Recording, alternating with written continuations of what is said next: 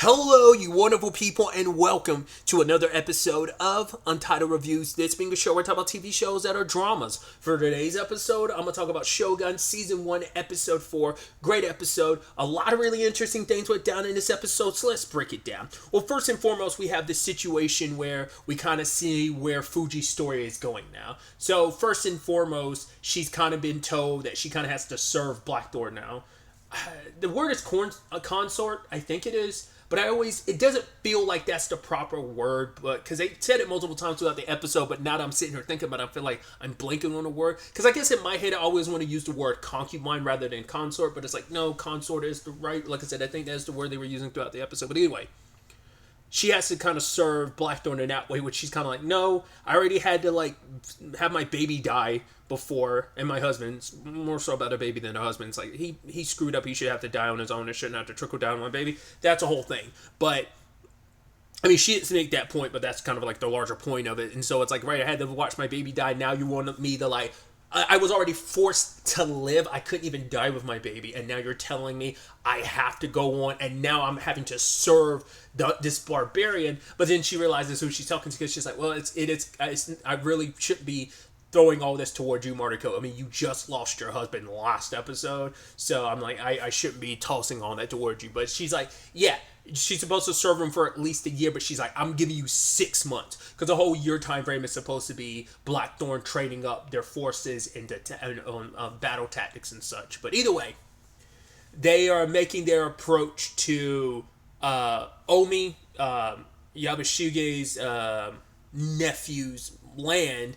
And there's a whole bunch of soldiers waiting. But I love Yabushige finding out from Toranaga, like, oh yeah, besides I quit the council. It's like, you did what? It's like, he was like, wait, what do you mean? It's like, well, we're kind of surely dead. And it's like, we're not dead yet. He's like, I'm putting myself in a position where my head isn't lopped off yet. Because he was talking to his son, was it Nagakado, about the whole situation. Like, the council can't move. It seems like, because I was like, they were kind of in a stalemate when Hiromatsu handled, Toranaga's resignation, and the whole point was they can't vote on anything because the way the previous Taiko set everything up, there has to be 5 people voting on something, whatever the case may be. There has to be a 5-way agreement to some extent.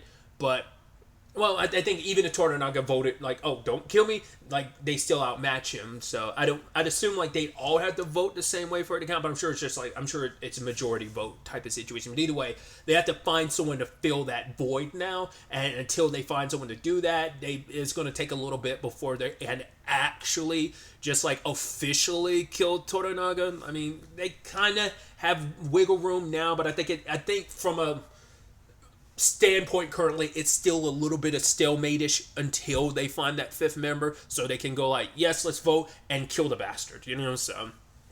But for now, Toranaga's got a little bit of time to make his moves. And so I love they stroll up.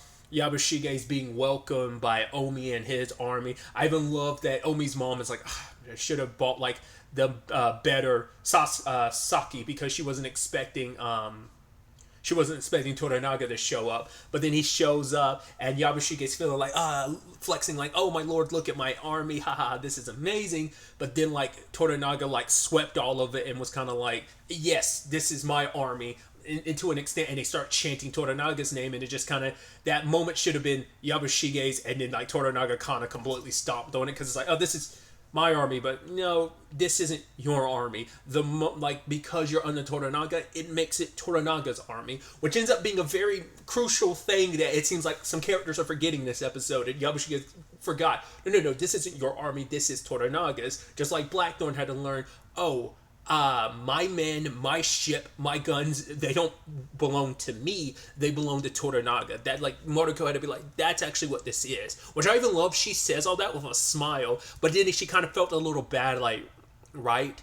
Because I think this ends up being a massive through line for Blackthorn and Mariko, where it's like, when she looks at him, I think she sees a little bit of herself, I think. like so many, people, and just in her perspective situation, I think she sees a little more of herself of like having your freedom, your wings kind of metaphorically clipped and your freedom taken from you. So I think that's what kind of leads to the later events in the episode, but we'll get to that when we can get to it. But I think, like I said, she was kind of smiling and like, oh, like you don't know what time, like, oh, you got this situation twisted. But then that smile kind of disappears because, like I said, I think she legitimately felt bad for him for a second. She's like, oh, actually it kind of sucks, because he thought like, oh, I can have my man back, this is my ship. I thought, yes, I had my deal with Toranaga, but it's like, yeah, you don't make moves without Toranaga's say so. So actually kind of in a very similar boat as not only Mariko but also Yabushige, who, oh boy, that guy loves being the opportunist that he is. So because he's up there complaining about Blackthorn, about like, oh yeah, like now that like it's not even his army and Blackthorn's going to be one teaching, like he hates that. But his son points out a perspective on things of, well, if we can like show off this army is yours at the end of the day, because Toranaga like bounced. He apparently has something else to do. We have no idea what that is, but it's like, hey, while he's gone, this army is yours. And if we wait long enough, eventually Toranaga will be killed, and we could use his army to be kind of an offering to Ishido, be like, yo, this is yours. So it puts you better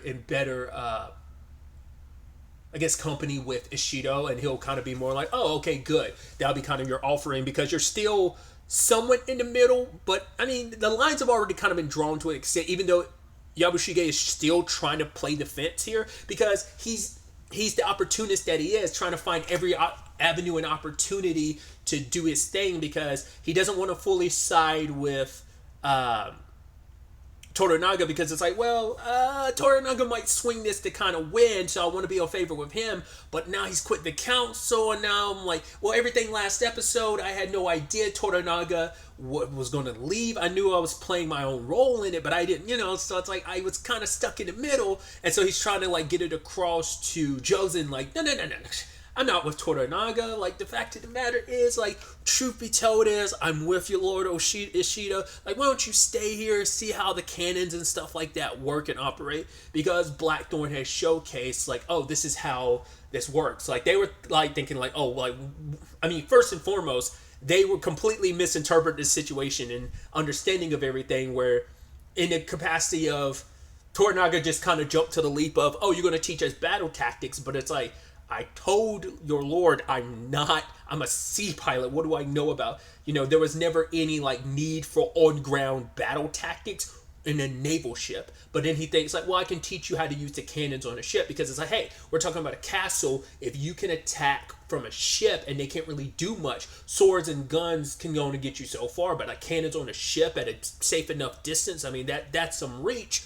That it's like you can cause some massive devastation. So it's like, yeah, he teaches him how to use the cannon and the accuracy of it, and it's like, oh, which impresses Yabushige. So because he was trying to paint this off as like, oh yeah, like here's this particular battle that happened, and Mariko's like, when did that, being taught, when did this battle happen? He's like, I don't know, 40, 50 years ago. She's like, then you couldn't have participated. He's like, no. She's like, well, how about you use an example of a battle you actually participated in? It's like, I kind of have no experience. So like, I was like, what is he going to do? I was like, is he going to make up some bullshit? But he was like, no, let's not worry about battle tactics. I was like, I thought he was about to freestyle it. I was like, are you really about to do this? But it's like, no. I mean, granted, there still is stuff you can take from history. There is tactics that have been used and utilized. Like, I'm sure as he was kind of using one that was taught in schools and stuff. I mean, maybe they were just naturally taught in military, like, training and stuff like that as well. But there's enough battles in history that I'm sure he's well versed in, well, at least decently versed enough that you could apply those tactics. But it's still a situation of, until you've actually used them in application yourself, because you're also talking about a battle from 50 years ago, whereas like warfare has changed even in that time frame. Warfare is always constantly changing and getting more advanced. So not only with the technology and weaponry that is available, but also the tactics themselves are constantly advancing. So it's a bit kind of like, until it's something that you've actually used tactically yourself, it's actually had real world application to it, which, I mean, this has been, but this is not something he's utilized himself and doesn't know how it would, translate the present day and how he would go about translating it into actual, like, combat today. So that whole sequence ended up being so interesting. There's also the situation of he's staying in a house with, obviously Mariko is going to be staying there along with Fuji and the staff, and he wants everywhere he goes she has to go because the consort can't actually sleep until the Lord goes to sleep. Until he falls asleep, she can't fall asleep. So it's like, oh, that kind of sucks. Mariko ends up talking to him about it's the title of this episode, the Eightfold Fence, which I thought was kind of an interesting concept because he learned from Mariko about Fuji's circumstances, and it's like, oh, you wouldn't know she was a bereaved wife under the circumstances. Like, shouldn't she be grieving instead of serving me? But it's like, yeah, that's her, like, her lot in life. This is the position she's in right now. And the Eightfold Fence is kind of almost like this compartmentalization of, from a very young age, they're taught to basically create this fence where it's like you can distance yourself from no matter what you're going through, whatever you're having to face, whatever pain or trauma that is, you distance yourself, and learn how to kind of control yourself, that you can be so far away from the circumstances. Once again, it's just like you learn to properly compartmentalize. She even says, like, don't mistake our demeanor as well as our rituals. The fact of the matter is that we are good at, like, compartmentalizing, and we can face whatever's coming as long as we kind of put it on a back burner and just able to separate ourselves. And saying that's what Fuji's doing now. It's like putting all her pain aside as a mother and now widow, a bereaved mother and a grieving mother and widow, that she's able to just kind of distance herself from that to do what she's meant to do. So there's actually this really nice scene. Oh, and I even before we get to that, I was back to the dope scene of Omi shows up wanting to take Blackthorn's guns that Mariko gave to him. Gave him his 2 pistols, but he was like, no, you're not going to take these from me. And Fuji's like, no, I'll hold on to them, and she'll protect them with her life. But Omi's like, give me those guns. And she, like, points one of them at Omi, being like, no, be on your way. And he's like, wow, that was actually impressive. He was almost like, yo, Fuji's a badass. So ends up showcasing the cannon situation. And then later on, he's talking to Fuji, and he wanted to apologize for his behavior, and in fact he gives her one of his guns so that she'll be able to protect herself. Mariko kind of put in a position of like, well, they'll be able to protect him in the long run. I don't think Blackthorn was even really thinking about that. It was just more so like, oh, I'll teach you how to use it. And she brought him her father's sword because it's like, she initially didn't want to give, but kind of accepted it, and now he has to do that as well because he's not carrying around a sword, especially someone of his position of Hatamoto. It's like, you need to carry around swords, or like, I can't I'm not, as a consort, I'm not meant to serve someone without swords. So she ends up giving him her father's sword, and it's like, yeah, so you kind of have to take it. And also throughout the episode, like him learning more Japanese, and he's practicing it. It's like, oh, it's really, really dope. He even ends up Nato later on, which I thought was so interesting because I wonder, were they coming from the perspective of you're like, oh, you're like not like, maybe because they were saying like, oh, you're probably not gonna like it, you're not forced to eat it, but he eats it. I've never had Nato before, so I don't know. Like, they were kind of laughing and almost looking like, oh, it's weird. Like, I don't know if that's supposed to be in this era. Is that more traditional, like, female dish or something like that? Because it seemed like they were only eating and not serving him. But once again, it's like he's kind of the barbarian. So maybe they thought like more traditional, like some Japanese food would be more acquiring of his taste. Maybe they know that from their experience with the Portuguese. And maybe it's like the Portuguese never really like gravitated towards natto. So that's why I'm like, I don't know what that... But it's like they were kind of almost laughing like, wow, it's weird that he's eating it. They weren't expecting it, or just like I said, maybe it's just meant to... At this point in time in history, maybe it's meant to be like a traditional like dish mainly served for women. I don't know if that's what that was supposed to be or not. That could be just me reading way too much into it. At the same time all this is going on, there's like layers upon layers of manipulation going on here, because you have Kiku, who is like, I don't know if she's... what her deal is, because she kind of got close to Yabushige, but it seems like she's getting obviously close to Omi. But I'm like, I don't know if that's like, is that for one of the other lords like Ishido, or is that like a Yabushige, I mean, not Yabushige, Toranaga thing, like, or is she just doing her own thing, like, because she's the one whispering in Omi's ears, like, oh, it's such a bummer that your uncle's the Lord. I mean, we'd be so much better if you are owning the Lord. So I'm like, are you trying to convince him to kill his uncle? But then, like, he's the one that gets in Nagakado's ear about, like, yo, because of the Jozen situation, and once again Yabushige playing both sides of the fence, and like, no, stay here and everything. So it's such a slight in Nagakado's head, because Yabushige's trying to say like, no, like, we'll show him our cannons and stuff like that, and then he'll be quaking in his boots, and he'll bring that back to Lord Ishido, and we'll kind of avoid a war because Ishido won't want the smoke. And like Jozen being like, yeah, I'm ready to start quaking tomorrow. Which speaking of quakes, Blackthorn experienced an earthquake this episode, which he was like, wait, what was that? And she's like, it was a baby earthquake. He's like, baby earthquake? She's like, yeah, we get tsunamis here and fires. She even says like, our houses are made the way they are because death is in the air, the sea, the earth. In this place, like, because death is all around us, we are never too afraid of death, because we know it could come in any shape and form and at any point in time.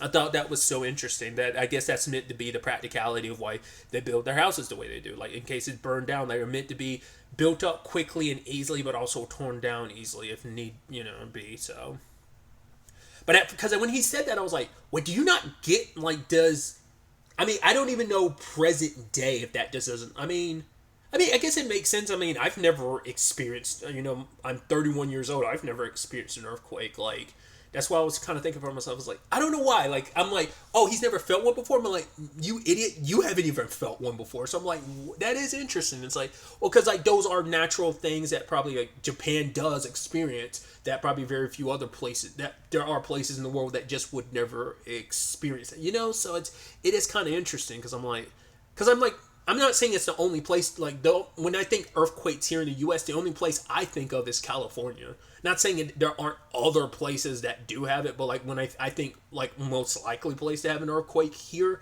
would be California. So I guess it was just so weird for me. Like, how do you not know? It's like, that actually kind of makes me wonder. It's like, assume London doesn't get tsunamis, considering like she had to like bring up tsunamis and stuff like that. But I was like, does London never get earthquakes? From the little bit of Googling I looked up, like specifically in like the London area, my understanding is there are earthquakes, but they're so small, only like a small percent. They're only like on the smaller scale, that it's such a small percentage that actually can be felt and would cause any actual damage. So, on the rare occasion there could be, but I guess it's like maybe they just weren't that frequent around that time, or like I said, they're not used to them because they don't cause enough damage. So for him, it's like a baby earthquake in Japan is very different. It's very different. Because a baby earthquake in Japan might be a more noticeable earthquake in other place, but it's like, oh, this is just a baby one, because things can get that bad. I was looking up, like, I just, once again, a little Googling, like, I did not realize like earthquakes were that common-ish in Japan, because I was looking at something really quickly saying like, yeah, Japan is like probably the country with the most earthquakes or something like that. I was like, that's wild.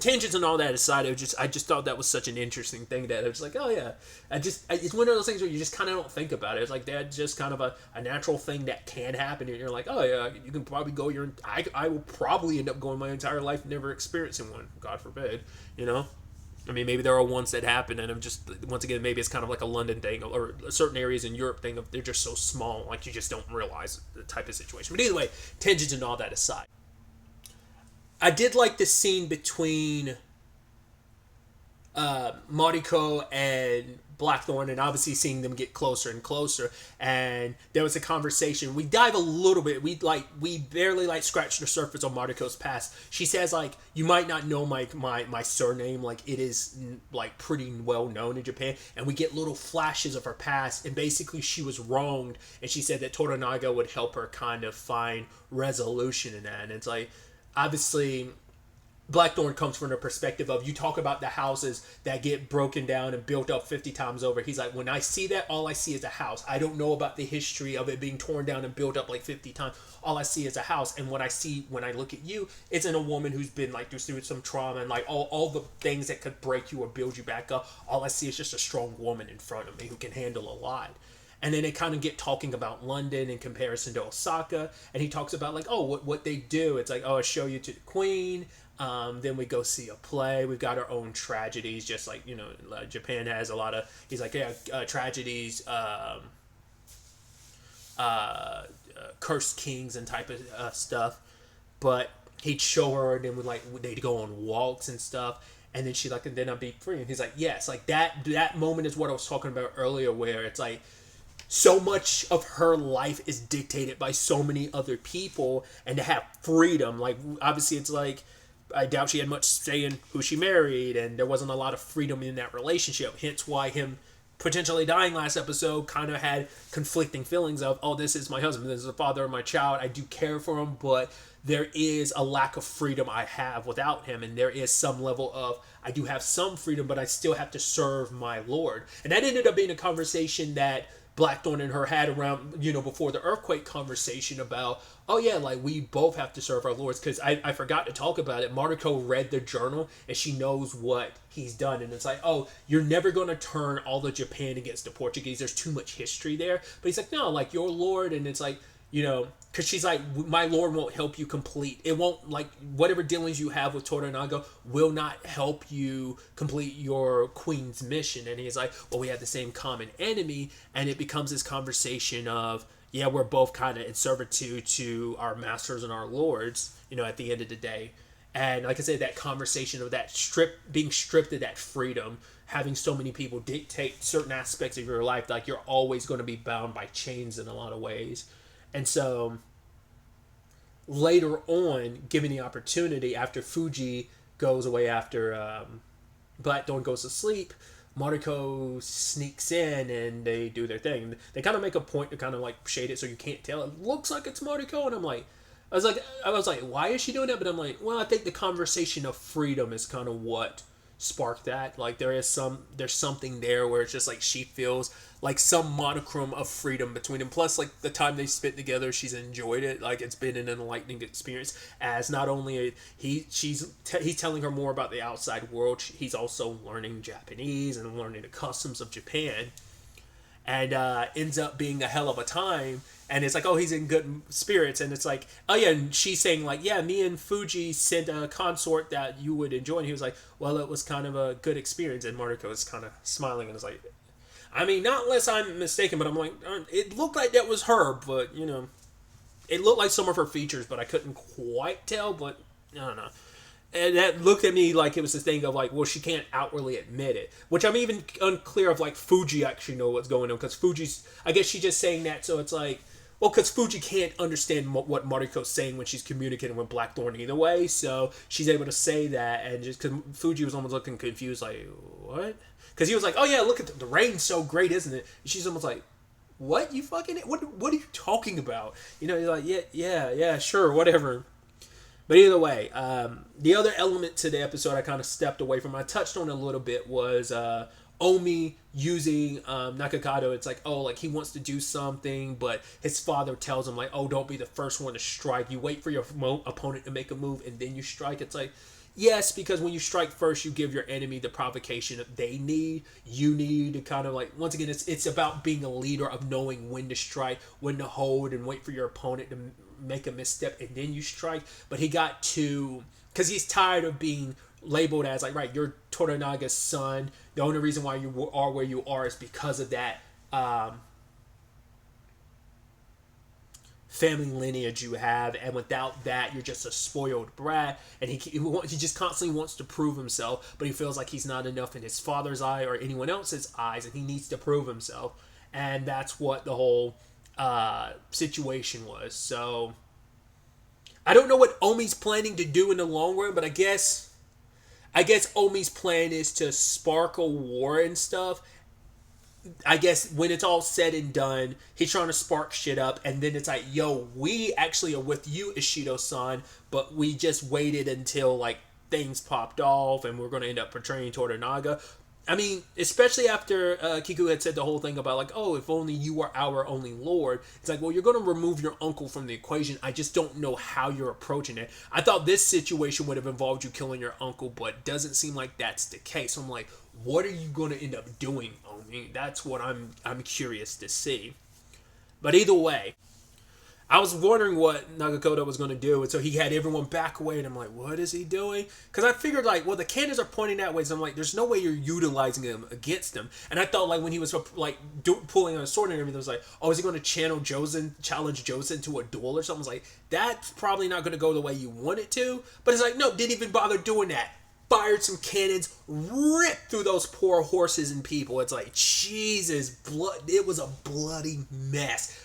I literally audibly said, oh shit, when stuff started popping off. And obviously Josen missing a damn arm. Most of his men are so injured, like Nagakoto and the others just come up and, like, you know, finish them off. And then, you know, Josen's there saying, like, yo, this isn't even honorable. This isn't how samurai fight. But it's like, I don't care. You know, I'm going to put you down. It's like, your father finds out about this. He's like, nah, go ahead and let him. I don't care. Kind of almost feeling like my father will be proud of me of taking the initiative. We'll see if, you know, if your dad really feels that same way. And he puts him down, and it's like, just that moment of like, cool, now you've officially declared war. It was a potentiality, like, well, if anything, an eventuality would come about, but it's like they're not ready for that because you're one against 4 other regents and their armies because they're all going to join together. So his brashness has put them up against an enemy they're not quite ready yet.